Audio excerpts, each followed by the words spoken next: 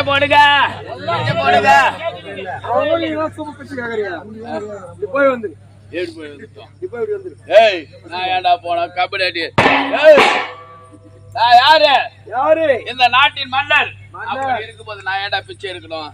இந்த கபடி அடி தாண்டா எடுக்கணும். அப்புறா பிச்சை எடு.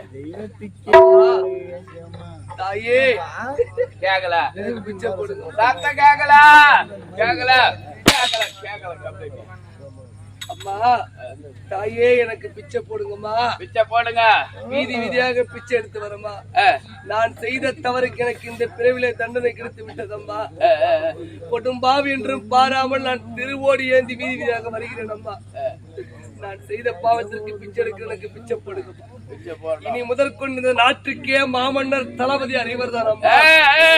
எங்கள் குடும்பத்துக்கு நீங்கள் வாழையடி வாழையாக செய்து வந்த மரியாதையை இவருக்கும் செய்து வாருங்கள் அம்மா.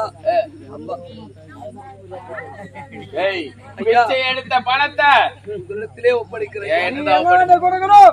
நாங்க 12 மணிக்கு கவர்மெண்ட் மெடிக்கல் ஷாப் போய் வருவோம். என்ன மெடிக்கல் ஷாப்? அது கவர்மெண்ட் மெடிக்கல் ஷாப் இல்ல மெடிக்கல் ஷாப் தெரியலையா? 12 மணிக்கு தருப்பாங்க. ராத்திரி 10 மணிக்கு மூடுவோம். என்னடா ஒயிச்சாவா?